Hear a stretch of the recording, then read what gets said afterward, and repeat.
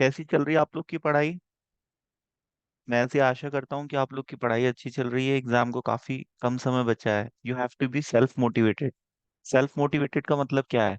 आपको अपने आप को मोटिवेट करना पड़ेगा पढ़ाई के लिए। ठीक है? कोई आपको नहीं कहेगा पढ़ने के लिए। एग्जाम आपके पास आपको करना है। आप यदि पढ़ाई करोगे पहली बार में फर्स्ट अटेम्प्ट में सारे पेपर पास होंगे। ठीक है? आपकी फार्मेसी आपको इंटरेस्टिंग लग रही है? पैथोलॉजी पढ़ना है, pharmacology, everything is very interested, anatomy, physiology, microbiology, ये सारे विषय आपको पढ़ने हैं। पास होने का एक ही गुरु मंत्र है जो मैं आपको बता रहा हूँ। पीवाईक्यूज आपको 2 इयर्स के करने हैं। पीवाईक्यूज का फुल फॉर्म क्या है? Previous year question paper. 5 subjects है आपको। फर्स्ट ईयर में हर सब्जेक्ट के आपको पीवाईक्यूज सॉल्व करने हैं पिछले 2 साल के। इतना तो आपको करना ही करना है यदि आप पास होना चाहते हो तो। और ग्रुप डिस्कशन किया करो। जो कुछ हम रीड करते हैं अपने फ्रेंड सर्कल में, आपके जो कलीग्स हैं उनसे डिस्कस किया करो। आपने कुछ पढ़ा है उनको पढ़ाया करो, उन्होंने कुछ पढ़ा है आप उनसे पढ़ा करो। ऐसा ग्रुप डिस्कशन करोगे तो आपके पॉसिबिलिटी बढ़ जाएगी। ठीक है? कर रहे हो आप ऐसा? ऐसी प्रैक्टिसेस? क्यों? सोमेन, प्राची, पैथोलॉजी में हम क्या पढ़ते हैं? लैब टेस्ट के बारे में। पैथोलॉजी लैब आपने विजिट की होगी, उसमें बहुत सारे टेस्ट होते हैं। सीबीसी है, थायराइड टेस्ट है, फर्टिलिटी के लिए एक टेस्ट का कॉम्बो होता है जो मेल फीमेल की फर्टिलिटी के बारे में बताता है ना। सीबीसी कंप्लीट ब्लड टेस्ट है, किडनी फंक्शन टेस्ट है, लिपिड प्रोफाइल टेस्ट है, और कुछ इमेजिंग टेक्निक्स है जैसे एक्सरेज हैं और सोनोग्राफी, सिटी स्कैन, एमआरआई। ये सब डायग्नोस्टिक टेक्निक होती है जो कि पैथोलॉजी में परफॉर्म की जाती है। इसको डीएमएलटी बीएमएलटी जो लोग इस कोर्स को करते हैं वो इसको पढ़ते हैं, तो इसका भी बेसिक हमें पढ़ना है। फार्माकोलॉजी में हम ड्रग्स के क्लासिफिकेशन, ड्रग्स के साइड इफेक्ट्स, ड्रग के इंडिकेशन, ड्रग के कॉन्ट्राइंडिकेशन, ड्रग के डोजेस, ड्रग का मैकेनिज्म ऑफ एक्शन, ड्रग का एडीएमई, ये सारी स्टडी हम फार्माकोलॉजी में करते हैं। और इसी में हम टॉक्सिकोलॉजी भी पढ़ते हैं। टॉक्सिकोलॉजी मतलब undesired effect of medicine. Medicine के जो साइड इफेक्ट्स होते हैं ओवरडोज की वजह से जो टॉक्सिसिटी होती है उसकी हम स्टडी करते हैं। आपने एक सब्जेक्ट का नाम सुना होगा, ओबीएस और गायनी। गायनी में हम क्या पढ़ते हैं? फीमेल से एसोसिएटेड जो प्रॉब्लम्स होती है ना, जैसे इरेगुलर मेंसेस आ रहे हैं या इनफर्टिलिटी का प्रॉब्लम है, या कोई newly married couple baby plan करना चाहता है, ऐसी जो प्रॉब्लम्स होती है उसको हम ओबीएस और गायनी में डिस्कस करते हैं। ठीक है? एनाटॉमी फिजियोलॉजी तो आपको पता है। एनाटॉमी मतलब बॉडी के स्ट्रक्चर्स की स्टडी, फिजियोलॉजी मतलब बॉडी के स्ट्रक्चर की वर्किंग की स्टडी। हार्ट कैसे काम करता है, किडनी कैसे काम करती है, किसी भी ऑर्गन की यदि हम फंक्शनिंग की स्टडी करें वो कैसे फंक्शन करता है उसको हम फिजियोलॉजी कहते हैं। एनाटॉमी मतलब उसके स्ट्रक्चर की स्टडी, जैसे किडनी का वेट कितना है, किडनी किस कलर की है, किडनी की हमारी बॉडी में लोकेशन पोजीशन क्या है ना। जैसे हमारा थोरेसिक कैविटी है, थोरेसिक कैविटी में हमारे कौन से ऑर्गन होते हैं? हार्ट होता है, लंग्स होता है ना। माइक्रोबायोलॉजी हम क्यों पढ़ते हैं? क्योंकि हम सूक्ष्म जीवों का अध्ययन करते हैं, क्योंकि ये सूक्ष्म जीव हमारे अंदर डिजीज कॉज करते हैं। कम्युनिकेबल डिजीज आपको बताई थी। नॉन कम्युनिकेबल डिजीज होती है जैसे डायबिटीज और कैंसर, ये नॉन कम्युनिकेबल है। इन्फेक्शियस डिजीज, संक्रामक रोग एक व्यक्ति से दूसरे व्यक्ति में फैलते हैं, और वैक्सीन के थ्रू हमारी बॉडी में इम्यूनिटी डेवलप की जाती है। वैक्सीन यदि हमें लग जाए तो हमारी बॉडी इन फ्यूचर में उस इन्फेक्शन से लड़ने के लिए काबिल हो जाती है। तो इसलिए वैक्सीन्स लगाए जाते हैं चाइल्डहुड में। ठीक है? थाइमस ग्लैंड होता है हमारे चेस्ट के सेंटर में, वो थाइमोसिन बनाता है, और थाइमोसिन एंटीबॉडी के प्रोडक्शन में हमारी हेल्प करते हैं। इसलिए ज्यादातर vaccine, maximum majority of vaccine childhood में ही इंसर्ट कर दिए जाते हैं। ठीक है? डेली बेसिस पे आपको रिवीजन करना है सभी सब्जेक्ट का। केमिस्ट्री, कोग्नोसी, anatomy, physiology, social pharmacy, pharmacognosy, पांचों विषय आपको पढ़ने हैं। होपफुली आपने फाइल्स कंप्लीट कर ली होगी, सेशनल्स लिख लिए होंगे, है ना। अब only 2 2 months is remaining for exam, तो आपको उसका बेस्ट यूटिलाइजेशन करना है। डेली आपको 5 to 6 आवर्स पढ़ाई करनी है, 1 घंटे हर सब्जेक्ट को दिया करो। ठीक है? और जो वीडियो लेक्चर्स मैं आपसे शेयर करता हूँ वो आपको डेली बेसिस पे देखना है, नोट्स बनाना है, नोट डाउन करना है इंपॉर्टेंट पॉइंट को, बुलेट पॉइंट्स को, जो आपके लिए बहुत ज्यादा इंपॉर्टेंट है। और मोस्ट इम्पॉर्टेंट, 2 इयर्स के क्वेश्चन पेपर आपको सॉल्व करने हैं। कर रहे हो प्राची, सोमेन? क्यों बेटा? देखो आपके एग्जाम में आपका आंसर शीट रहेगा और आपके पास पेन रहेगा और आपका दिमाग रहेगा। दिमाग में कंटेंट है तो ही आप लिख पाओगे। कंटेंट तब रहेगा जब आप रिवाइज करोगे। रिवाइज करने का मतलब रोज सोने से पहले आधा घंटा पढ़ लिया करो जो उस दिन में पढ़ा है। वैसे देखते रहोगे, बार बार रिवाइज करते रहोगे, याद नहीं करना, बस पढ़ो। रिवाइज करो, अपने आप ही याद होने लगती हैं चीजें धीरे धीरे। आपकी रिकॉर्डिंग अच्छी होगी, मेमोरी अच्छी होगी, आपका ब्रेन रिटेन करेगा यदि आप रिवीजन करोगे तो। और पहली चीज मैं आपको बहुत इंपॉर्टेंट बता रहा हूँ, देखो 70% चीजें आपके सिलेबस में बहुत ज्यादा इंपॉर्टेंट है ना, और आपको पास होने के लिए 40% चाहिए। तो ज्यादा अपने दिमाग को उलझाओ मत इधर उधर ऐसी चीजों को समझने में जो आपकी बहुत ज्यादा एनर्जी कंज्यूम करेंगे। ऐसे क्वेश्चंस को पहले सॉल्व करो जो प्रीवियस ईयर में पूछे गए और बहुत ज्यादा इजी हैं, है ना। पासिंग मार्क्स तो आपके 40 है ना, और 70% सिलेबस आपका बहुत इजी है। 30% थोड़ा उलझाने वाला है, उसके पीछे अपने दिमाग को कभी खराब मत करो। जो चीजें इजी है उनको पहले करो। स्टडी में इजी से हमेशा टफ की तरफ जाते हैं, है ना। जैसे आप कोई भी सब्जेक्ट पढ़ते हो तो उसमें जो आपको समझ में आता है वो पहले उसके नोट्स बना लो, उसको पहले पढ़ लो, है ना, उतना तो तैयार कर ही लो कम से कम। तो रिवीजन करना है, और 70% जो चीजें इजी गोइंग वे में हमें समझ में आ जाती हैं उन पे हमें ज्यादा फोकस रखना है। और हमें सेल्फ मोटिवेटेड रहना है, हमारे टाइम को बिल्कुल भी वेस्ट नहीं करना। ओवर थिंकिंग नहीं करनी है, हमें नेगेटिव नहीं सोचना है। एग्जाम में जो कुछ होगा सब अच्छा होगा, ठीक है। ओके। आवाज आ रही है मेरी, सुन रहे हो आप लोग? Yes sir. हम्म। ठीक है। आपको जैसे मैंने प्रीवियस क्लास में बताया था, टी लिम्फोसाइट्स और B lymphocytes. B lymphocyte bacterial infection के अगेंस्ट में फाइट करेगा, और टी लिम्फोसाइट वायरल इन्फेक्शन के अगेंस्ट में फाइट करेगा। टारगेटेड ड्रग्स क्या होते हैं? ऐसे ड्रग्स जो कि किसी भी ऑर्गन को टारगेट करके बनाए जाते हैं। Targeted drug delivery system new drug delivery system का पार्ट है। ये कैंसर के ट्रीटमेंट में यूज किया जाता है। जैसे आपका टी सेल्स होता है, टी सेल्स में ये पावर होती है कि वो आपके ट्यूमर को खत्म कर दे। कैसे कर सकता है वो? क्योंकि ट्यूमर सेल पे एक प्रोग्राम्ड डेथ रिसेप्टर प्रेजेंट होता है। एपोप्टोसिस मैंने आपको बताया था ना। एपोप्टोसिस क्या होता है? Programmed cell death. किसी भी सेल का जब लाइफ स्पान कंप्लीट होता है, सेल अपने आप को सेल्फ किलिंग के थ्रू गेम ओवर कर लेता है अपना, इसी को बोलते हैं एपोप्टोसिस। पर कैंसर सेल ऐसा करता है क्या? नहीं करता है। ठीक है। तो कैंसर सेल को हमारी बॉडी की इम्यूनिटी खत्म कर सकती है, लेकिन हमारी बॉडी की इम्यूनिटी का स्ट्रांग होना बहुत ज्यादा जरूरी होता है। ठीक है। आपको रिप्रोडक्टिव हेल्थ पे भी क्वेश्चन आते हैं, है ना। मेल फीमेल रिप्रोडक्टिव सिस्टम आपको पढ़ना है। ठीक है। फर्टिलिटी के बारे में पढ़ना है, प्रेगनेंसी के बारे में पढ़ना है। ठीक है। आपको कैंसर के बारे में पढ़ना है। फीमेल में कौन सा कैंसर कॉमन होता है? Breast cancer. मेल में कौन सा कैंसर कॉमन होता है? बताया लंग्स। था ना आपको, प्रोस्टेट कैंसर। और overall all over the world सबसे ज्यादा कॉमन कैंसर कौन सा है? लंग्स कैंसर सबसे ज्यादा होता है। और वर्ल्ड वाइड डेथ का लीडिंग कॉज क्या है? कैंसर। ठीक है। प्रोस्टेट कैंसर केवल मेल्स में होता है, क्योंकि मेल में प्रोस्टेट ग्लैंड होती है ना। मैंने आपको इम्यूनिटी के बारे में बताया था, बॉडी की प्रतिरोधक क्षमता बीमारी से लड़ने की। और उसको डेवलप कौन करता है? वैक्सीन। और जब हमारी बॉडी में कोई इन्फेक्शन होता है तो हमारी बॉडी उससे प्रोटेक्शन के लिए एंटीबॉडी बनाती है। आईजीजी, आईजीई, आईजीडी, आईजीए, ये सब एंटीबॉडीज होती है। इनका स्ट्रक्चर मैं आपको बता चुका हूँ, डिफरेंट टाइप्स की होती है। इसका क्लासिफिकेशन भी हमने डिस्कस किया था, और एंटीबॉडी की प्रॉपर्टीज। और मैंने आपको प्रीवियस सप्ताह में और क्या बताया था? मेजरमेंट बताए थे, है ना। ग्राम, एमजी और माइक्रोग्राम। माइक्रोग्राम को हम एमसीजी से डिनोट करते हैं, मिलीग्राम को हम एमजी से डिनोट करते हैं, और ग्राम को हम जीएम से डिनोट करते हैं। लीटर, 1 लीटर में आपका एमएल होता है, 1 लीटर में 1000 ml होता है। ठीक है। क्यूबिक सेंटीमीटर सीसी, कहीं कहीं आपने डोज के सामने सीसी भी लिखा देखा होगा। सीसी बहुत छोटा होता है, एमएल से भी छोटा सीसी होता है। कहीं आपको टीएसपी नजर आता है, मतलब tea spoon full. Tea spoon full में कितना ड्रग आता है? बताओ। टी स्पून फुल में 5 ml। 1 टेबल स्पून में कितना ड्रग आएगा? 15 ml। और 1 ounce में कितना आएगा? ओजेड से जिसको हम डिनोट करते हैं 30 ml। और 1 कप में कितने ओंस आते हैं? 8 ounce, मतलब 30 ml गुणित 8 हम कर देंगे। इतना 1 कप में ड्रग का कंटेंट आता है।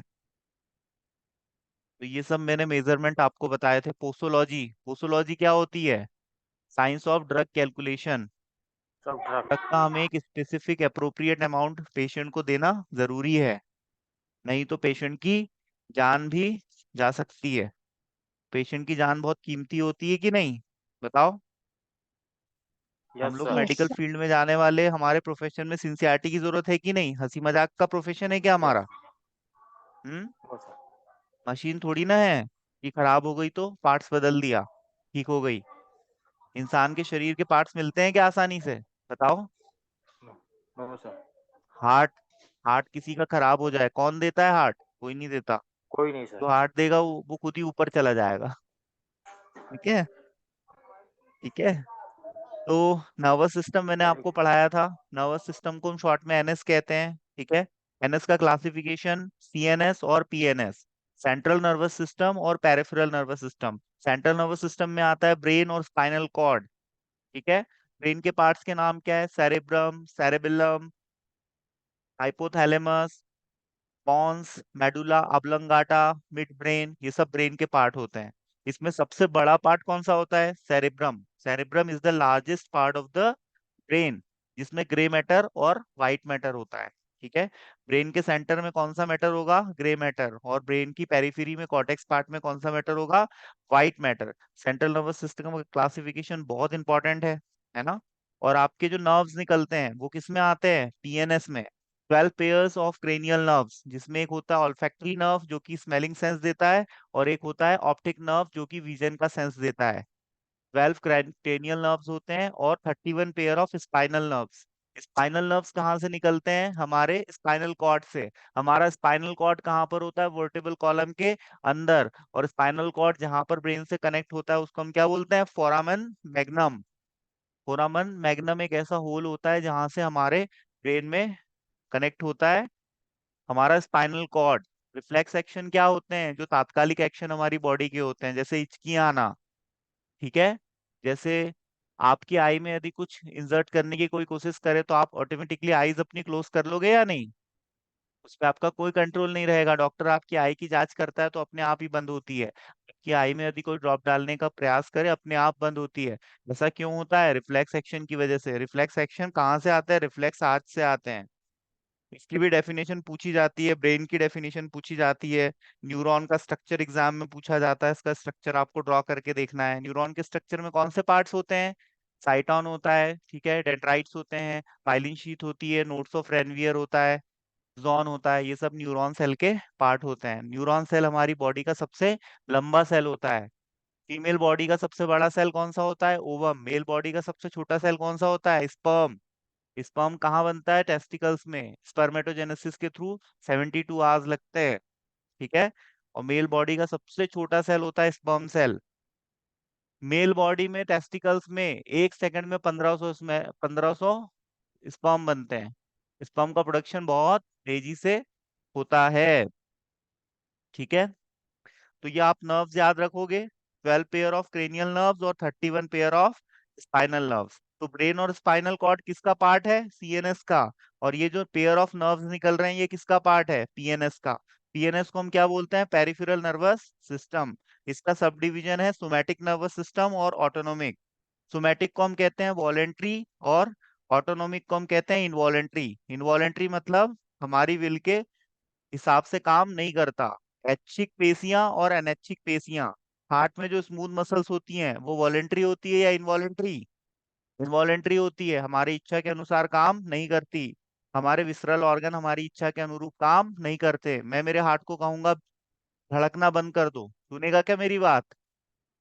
नहीं सुनेगा। मैं मेरी सांसों से कहूंगा रुक जाओ, नहीं रुकेगी। मैं कहूंगा किडनी से कि फिल्ट्रेशन मत करो, करेगी या नहीं?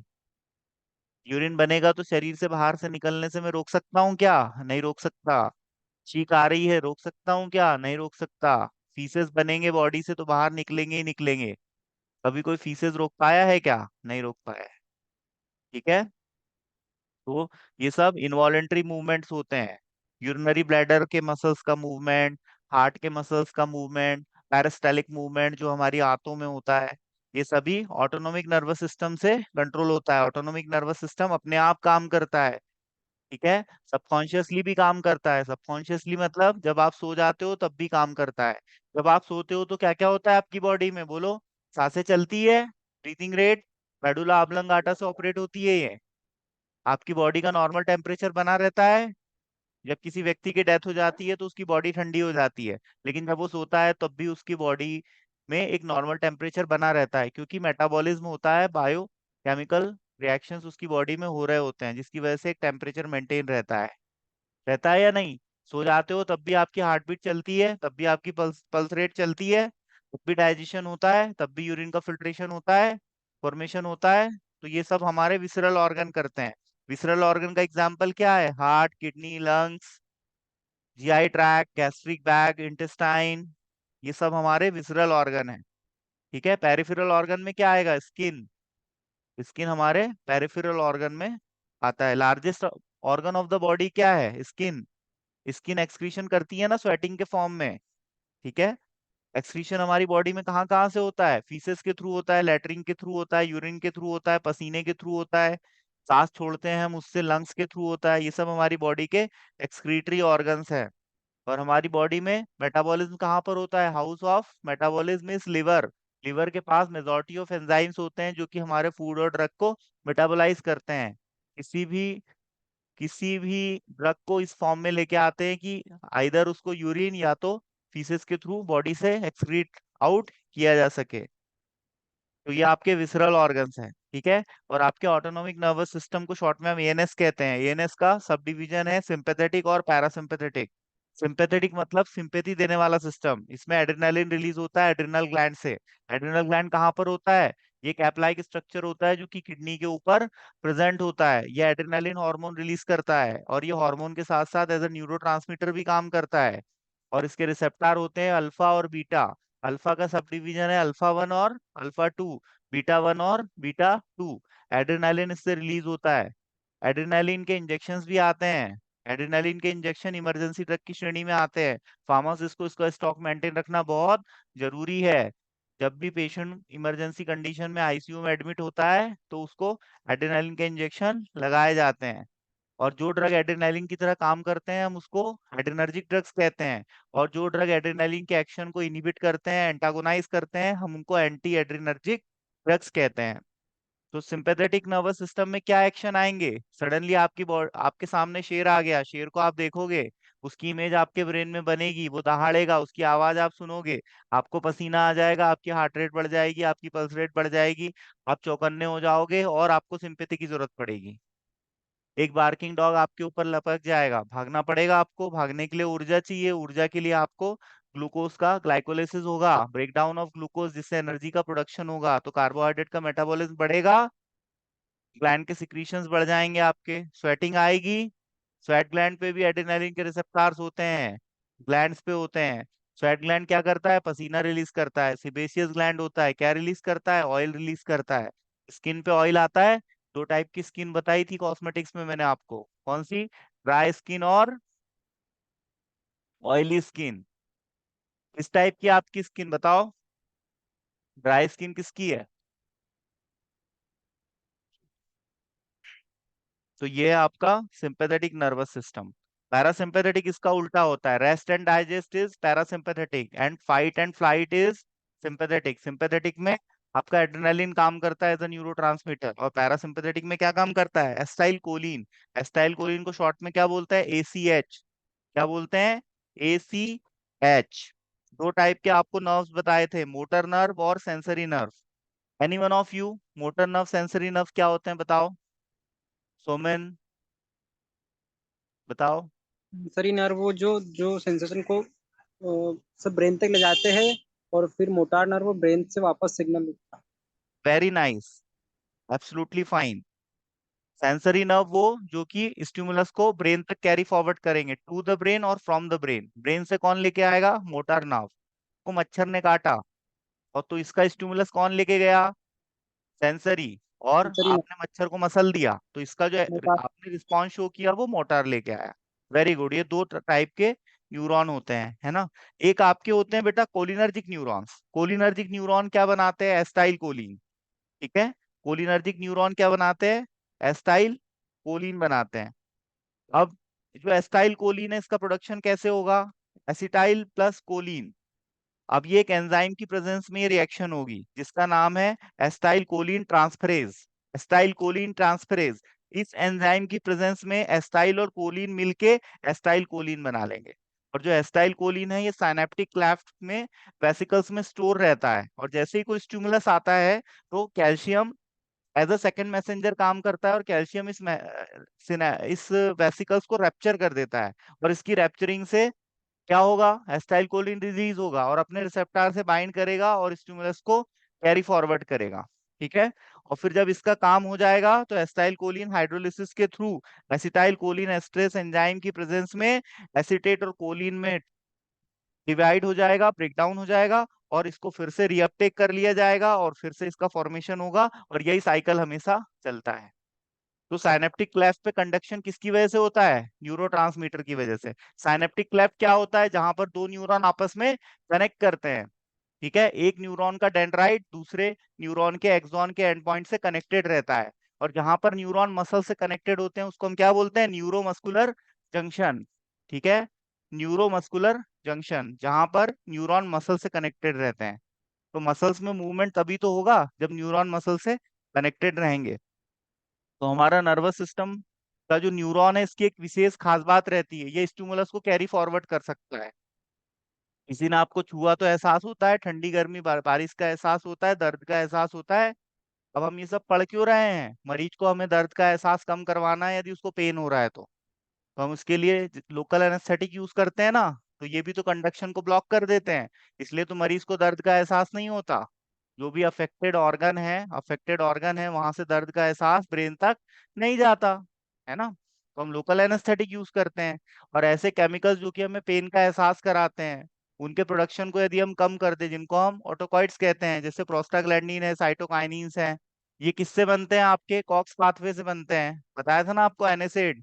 एनेसेट पेन का एहसास कम करते हैं और लोकल एनेस्थेटिक भी, लेकिन दोनों के काम करने का तरीका अलग अलग होता है। तो एस्टाइल कोलिन की तरह जो ड्रग काम करते हैं हम उनको पैरासिम्पेतो मिमेटिक ड्रग्स कहते हैं। मिमेटिक वर्ड कहाँ से आया है? मिमिक्री से आया है। ऐसी दवाइयां जो कि एस्टाइल कोलिन की तरह काम करती हैं उनको हम क्या बोलते हैं? कोलिनर्जिक ड्रग्स कहते हैं। ठीक है। और एस्टाइल कोलिन के रिसेप्टर क्या है? निकोटिनिक और मस्कैरेनिक। ठीक है।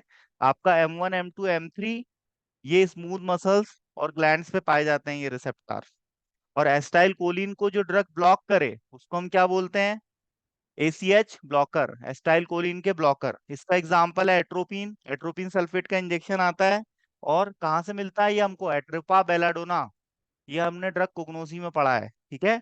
एट्रोपा बेलाडोना ये एक एल्केलॉइडल ड्रग होता है जिससे हमको क्या मिलता है? एट्रोपिन। और एट्रोपिन एस्टाइल कोलिन के एक्शन को ब्लॉक करता है, ये एंटागोनिस्ट होता है एस्टाइल कोलिन के रिसेप्टर का।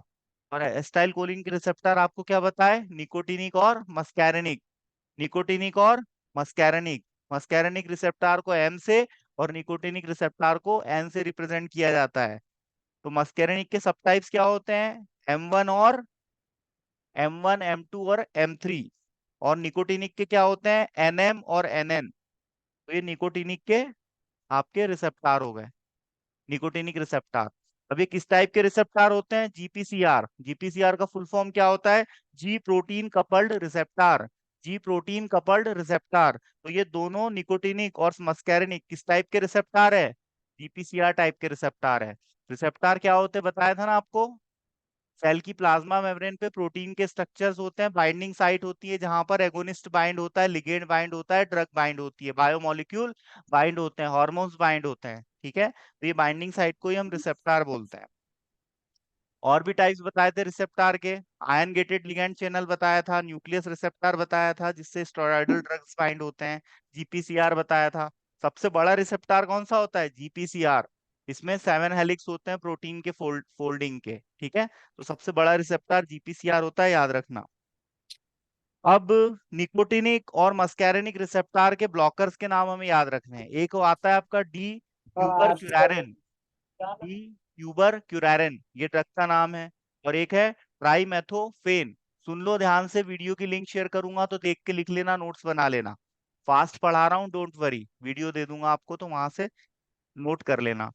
तो इसके ब्लॉकर है डी ट्यूबर क्यूरारिन और ट्राइमेथोफेन। ये जो दोनों ड्रग मैंने आपको बताए हैं, ये किसके ब्लॉकर है? निकोटिनिक और मस्कैरेनिक रिसेप्टर के ब्लॉकर है। मतलब ये किसके रिसेप्टर, किसके ब्लॉकर है ये? एस्टाइल कोलिन के। ठीक है, एस्टाइल कोलिन के एक्शन को ब्लॉक करेंगे। एस्टाइल कोलिन कौन सा एक्शन दिखाता है? Rest and digest. एड्रेनालिन कौन सा इफेक्ट दिखाता है? Fight and flight. तो ये आपको याद रखना है, ये बहुत इंपॉर्टेंट है। समझ में आ रहा है? ज्यादा फास्ट तो नहीं हो रहा? फोकस के साथ सुनो, एकाग्रता से। अब हम बात करते हैं एड्रिनर्जिक रिसेप्टर की। एड्रिनर्जिक रिसेप्टर कहाँ पर काम करते हैं बताओ? सिंपैथेटिक सिस्टम में। ठीक है, स्वेट ग्लैंड पे पाए जाते हैं ये। स्वेट ग्लैंड का काम क्या होता है? पसीना बहाना। सामने शेर आता है तो एड्रेनालिन रिलीज होता है, और एड्रेनालिन रिलीज होकर अपने रिसेप्टर से बाइंड करेगा तो पसीना बहा देगा आपका। आया कि नहीं एक्शन? और अल्फा का एक्साइटेटरी एक्शन होता है और बीटा का इनिबिटरी एक्शन होता है। एड्रेनालिन जो होता है वो अल्फा और बीटा दोनों रिसेप्टर से बाइंड होता है। ठीक है, अब जैसे हार्ट पे इसके रिसेप्टर है, beta receptor, beta one, beta two. तो इससे यदि ये बाइंड होगा तो हार्ट रेट बढ़ाएगा, फोर्स ऑफ स्मूथ मसल्स के कॉन्ट्रैक्शन को बढ़ाएगा। इसीलिए तो हम हाइपरटेंशन के पेशेंट में बीटा ब्लॉकर देते हैं। हाई बीपी के जो पेशेंट है उसमें हम बीटा ब्लॉकर यूज करते हैं ना, इसलिए यूज करते हैं। और आई में ये क्या कॉज करेगा? माइड्रेसिस। माइड्रेसिस मतलब क्या होता है? Contraction, contraction of people. मतलब हम चौकन्ने हो जाएंगे। ठीक है, हम चौकन्ने हो जाएंगे यदि हमें खतरा महसूस होगा तो। और फैट सेल में लिपोलिसिस बढ़ा देगा। लिपोलाइसिस क्या होता है? लिपिड का लाइसिस, मतलब फैट का ब्रेकडाउन बढ़ जाएगा। कोई व्यक्ति यदि 3 से 6 महीने रोज दौड़े 10-10 किलोमीटर, 5 किलोमीटर, क्या उसका वेट लॉस होगा? चर्बी कम होगी, फैट लॉस होगा? बताओ। यस। बिल्कुल होगा। क्यों होगा? क्योंकि वो जब तेजी से दौड़ेगा तो उसकी हार्ट बीट बढ़ जाएगी, तो उसकी पसीना हार्ट रेट निकलेगा। बढ़ जाएगी, पल्स रेट बढ़ जाएगी, एड्रेनालिन का रिलीज बढ़ जाएगा। और एड्रेनालिन जब फैट सेल से बाइंड करेगा तो लिपोलिसिस कॉज करेगा, जिसकी वजह से फैट बर्न होगा, चर्बी जलेगी और वजन कम हो जाएगा। लीवर पे क्या प्रभाव पड़ेगा एड्रेनालिन का? ग्लाइकोजेनेसिस बढ़ जाएगी। ग्लाइकोजेनेसिस क्या होती है? जेनेसिस मतलब बताओ। ग्लाइकोलाइसिस, ग्लाइकोनियोजिनोलाइसिस, ये सब टर्मिनोलॉजी मैंने आपको कभी बताई होगी। ग्लाइकोलाइसिस का मतलब होता है ग्लाइकोजन का टूटना। ग्लूकोज किस फॉर्म में स्टोर रहता है लीवर में? ग्लाइकोजन के फॉर्म में, है ना? अब ग्लाइकोजन से ग्लूकोज बनता है, और ग्लूकोज जब टूटता है तो उसको हम ग्लाइकोलाइसिस कहते हैं। और ग्लाइकोलाइसिस से हमारे शरीर में ऊर्जा बनती है। ऑक्सीजन की प्रेजेंस में ये टूटता है, ऑक्सीडेशन होता है और एनर्जी रिलीज होती है। पैनक्रियाज, पैनक्रियाज के सिक्रीशन बढ़ जाएंगे। स्किन स्किन पे क्या प्रभाव पड़ेगा? स्वेटिंग आ जाएगी। तो ये सब प्रभाव होते हैं। मैंने आपको हार्ट डिजीज डिसऑर्डर पढ़ाया था जब, बताया था ना, cardiac arrest, heart block, heart failure और हार्ट अटैक। ये चारों में डिफरेंस क्या होता है बताओ? कार्डियक अरेस्ट में क्या होता है? बीट स्टॉप हो जाती है। सबसे ज्यादा डेंजरस होता है कार्डियक अरेस्ट। इसमें हार्ट काम करना बंद कर देता है कंप्लीटली और पेशेंट का राम नाम सत्य हो जाता है। हार्ट अटैक में क्या होता है? हार्ट अटैक एमआई की वजह से होता है। एमआई मतलब मायोकार्डियल इंफ्रैक्शन। मायोकार्डियल इंफ्रैक्शन में क्या होता है? कोरोनरी आर्टरी के ब्लॉक हो जाने की वजह से हार्ट के मसल्स को ऑक्सीजन की सप्लाई नहीं मिलती, जिसको हम इस्कीमिया कहते हैं। यदि ऑक्सीजन की सप्लाई नहीं मिलेगी तो एनर्जी लेवल कम हो जाएगा। इसी को हम मायोकार्डियल इन्फ्रैक्शन कहते हैं, जिसमें हार्ट के टिश्यू की डेथ होने लगती है। इसको हम हार्ट अटैक कहते हैं। ठीक है, और हार्ट फेलियर क्या होता है? यदि हार्ट इनएडिक्वेट पंप करे, heart proper amount of blood को सप्लाई ना कर पाए। इमेजिन करो हार्ट ब्रेन को ब्लड की सप्लाई नहीं करे, तो ब्रेन जिंदा रहेगा क्या? नहीं, ब्रेन की डेथ हो जाएगी। क्योंकि हमारे शरीर को खून चाहिए, खून हर अंग तक जाएगा तो वहां पर ऑक्सीजन जाएगी, न्यूट्रिशन जाएगा। और न्यूट्रिशन की सप्लाई यदि रुक जाएगी तो हाइपोक्सिया की कंडीशन आ जाएगी। हाइपोक्सिया मतलब क्या होता है? Lack of oxygen supply to the cell tissue of the human body.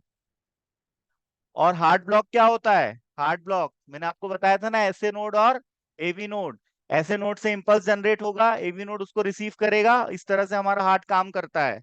तो हार्ट ब्लॉक का मतलब होता है कंडक्टिविटी में प्रॉब्लम आ गई है। ऐसे नोड से एवी नोड जो कंडक्शन के इम्पल्सेस है उसको रिसीव नहीं कर पा रहा है। तो ये चारों कंडीशन आपको ध्यान रखनी है: cardiac arrest, heart block, heart failure और हार्ट अटैक। हार्ट के डिसीज डिसऑर्डर क्या बताए थे आपको?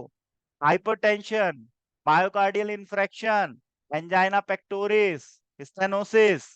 हार्ट के वॉल कमजोर हो जाते हैं, मरमर की आवाज आती है, स्टेथोस्कोप से यदि हम हार्ट साउंड सुनते हैं तो। एरिथमिया, एरिथमिया क्या होता है? टैकीकार्डिया और ब्रेडिकार्डिया का कॉम्बिनेशन। टैकीकार्डिया मतलब क्या? हार्ट बीट यदि मोर देन 100 हो गई है। ब्रेडिकार्डिया मतलब क्या? मोर देन 60 है। नॉर्मल हार्ट बीट कितनी होती है? 72 बीट इन अ मिनट। तो इसको हम एरिथमिया बोलते हैं। ये सब हार्ट की प्रॉब्लम होती है। हार्ट मैंने आपको पढ़ाया था ना, हार्ट की एनाटॉमी फिजियोलॉजी बहुत इंपॉर्टेंट है। 4 चैम्बर्स होते हैं हार्ट में, ऑरिकल्स और वेंट्रिकल्स।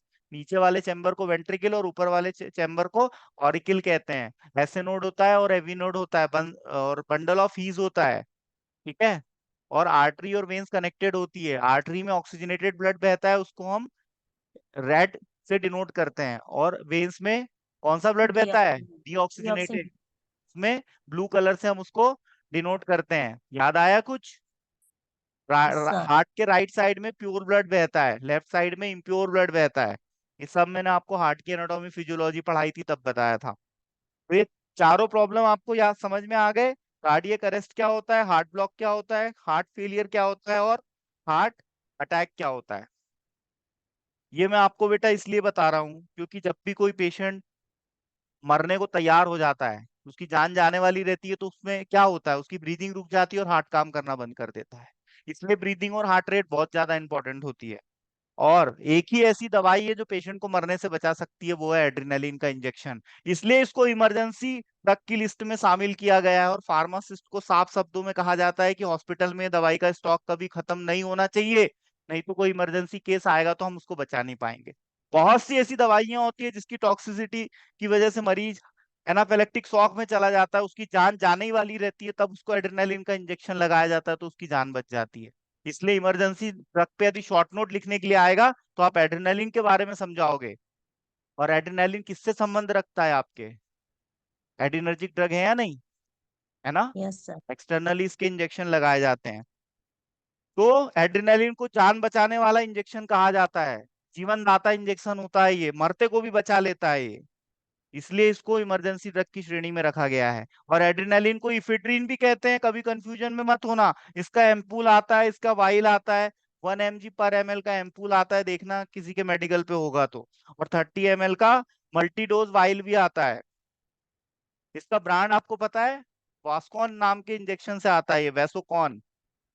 और जब भी कोई पेशेंट एनाफिलेक्टिक शॉक में चला जाए, एलर्जिक रिएक्शन हो जाए, उसको ब्रीदिंग लेने में प्रॉब्लम हो, तो ड्रग ऑफ चॉइस उस टाइम पे क्या रहेगा? एड्रेनालिन।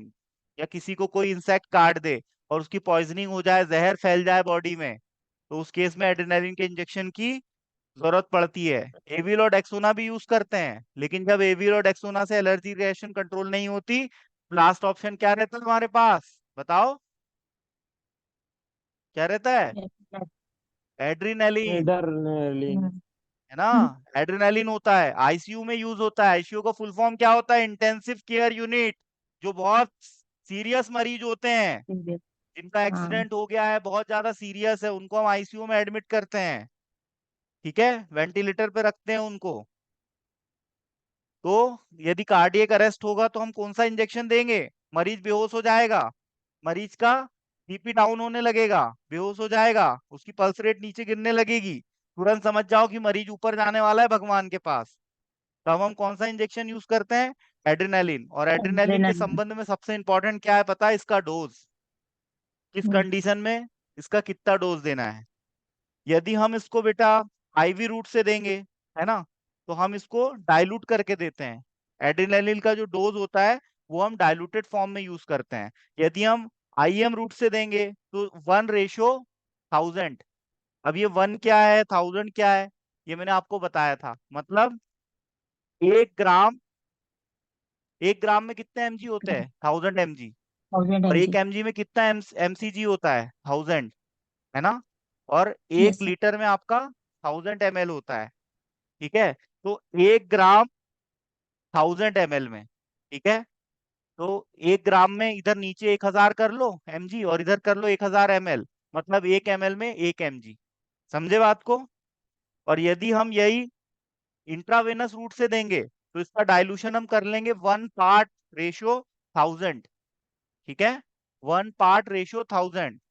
हमने आईवी रूट में इसको और ज्यादा डाइल्यूट क्यों कर लिया, पतला क्यों कर लिया, कोई बताएगा? क्योंकि बायो अवेलेबिलिटी 100% रहती है। आईवी रूट से यदि दवाई दी जाए तो 100% बायो अवेलेबिलिटी रहती है। पूरी दवाई एक्शन देती है, क्योंकि सीधे वो कहाँ जाती है, वेन में जाती है। ब्लड में।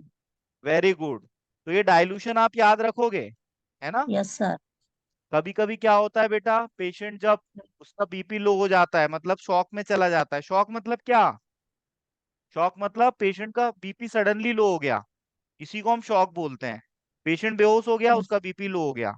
अब बताओ, बीपी लो हो गया तो आर्टरी से कम प्रेशर तो वेन में रहता है, तो हमको हाँ वेन सर। मिलेगी क्या? बताओ मरीज की, वेन तो चिपक जाएगी ना उसकी, हाँ सर। क्योंकि बीपी कम हो गया है लो बीपी के केस में। अब वेन चिपक गई उसकी, तो हम वेन में इंजेक्शन लगा पाएंगे क्या, बताओ?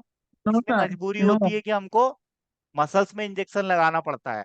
कई बार तो हम्म। इतनी इमरजेंसी रहती है कि पेशेंट का पैंट भी नहीं खोलते, वैसे ही ऊपर से इंजेक्शन लगाना पड़ता है।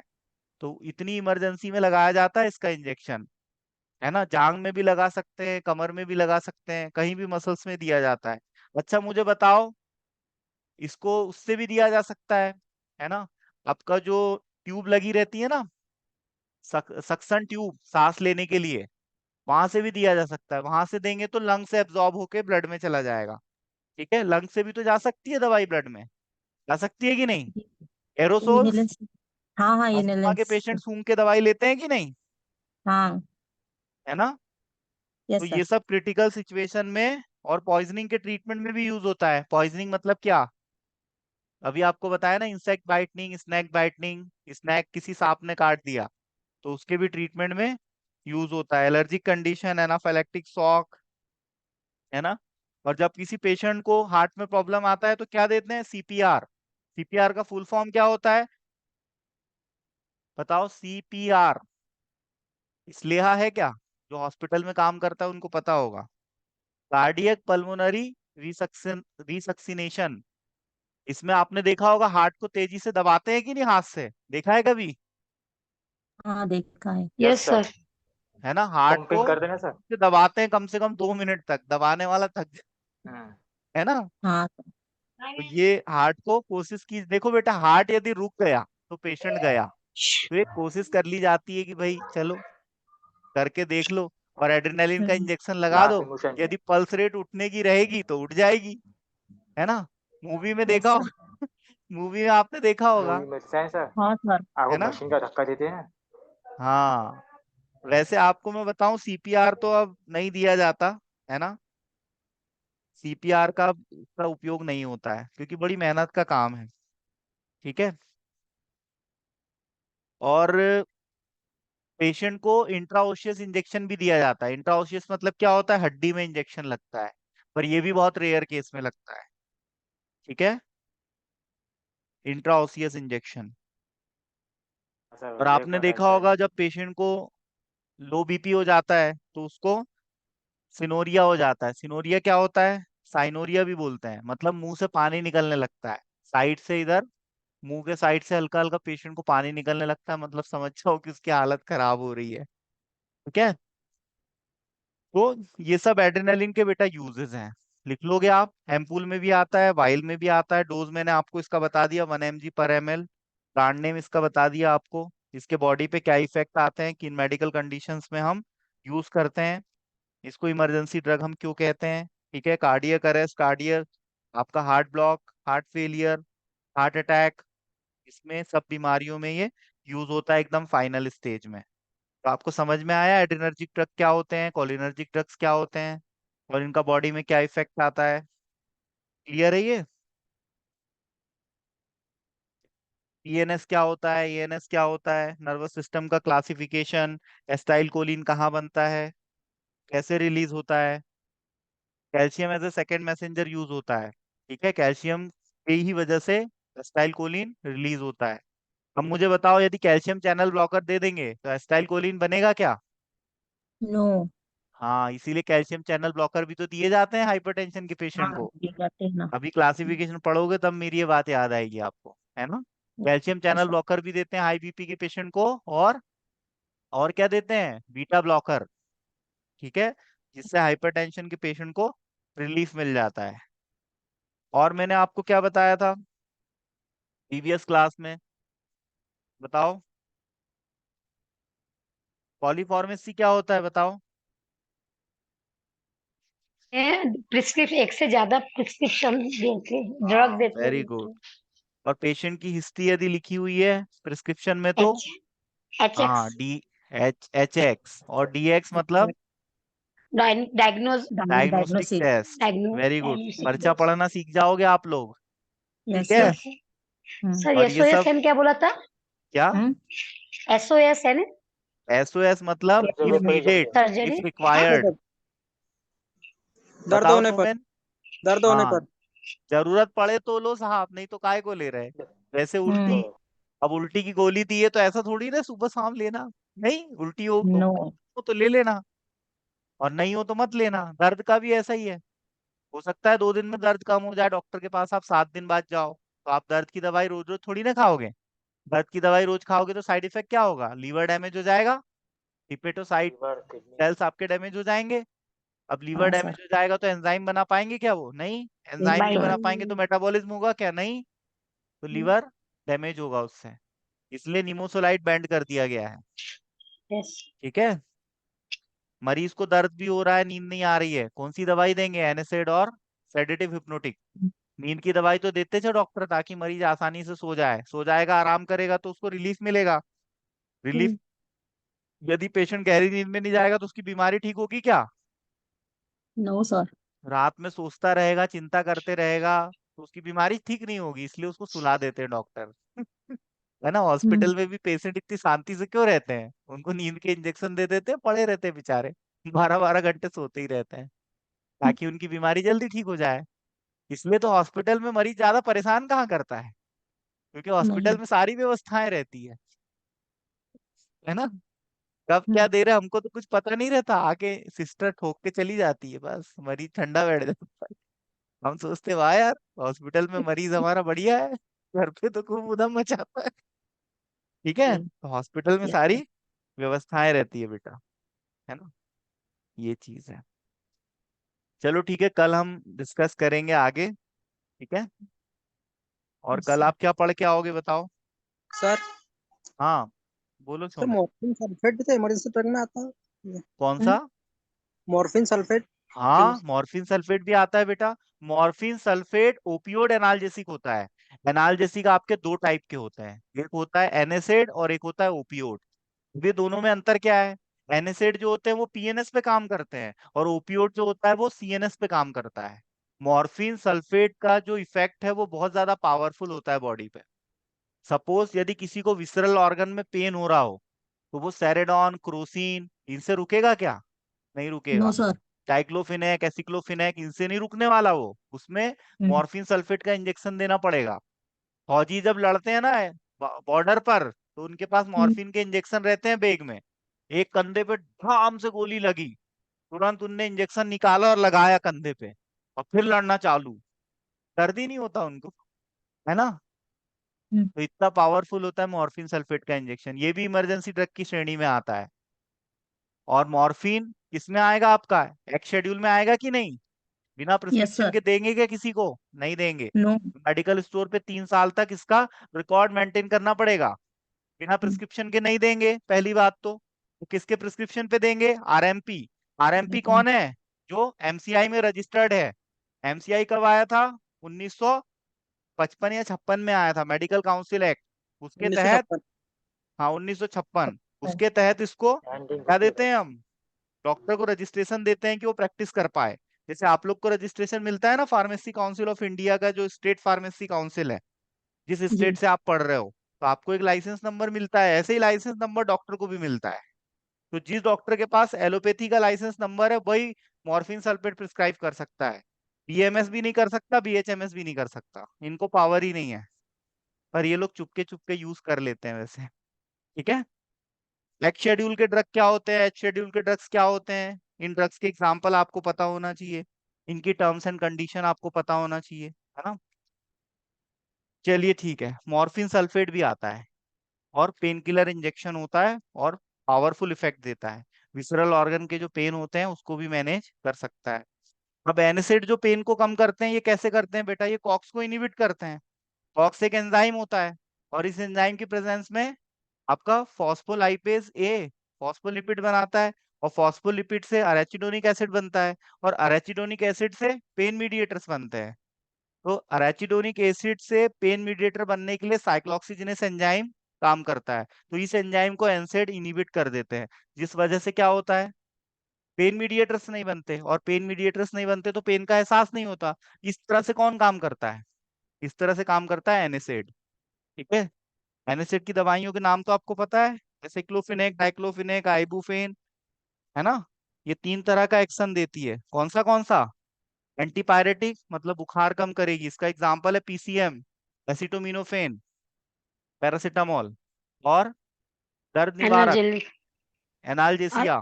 इन्फ्लेमेशन। इन्फ्लामेशन मतलब सूजन, तो हम्म। इसके लिए आइबुफेन आइबुपेरा का कॉम्बिनेशन आता है ना, डाइक्लोपेरा आइबुपेरा। ये सब बहुत हाँ। कॉमनली यूज ड्रग है भारत में। ठीक है, इनका तो हमको पता ही होना चाहिए सब कुछ, मैकेनिज्म ऑफ एक्शन, डोज, किन कंडीशन में यूज होता है ना? ठीक है, और कोई सवाल कुछ पूछना है किसी को? ठीक है, आज का लेक्चर यहीं खत्म करते हैं। कल आप क्या पढ़ के आओगे, बताओ? कल आप पढ़ के आना एंटीबायोटिक्स। ठीक है, एंटीबायोटिक्स पढ़ के आना कल। चलो, okay sir. Have good night. Good night.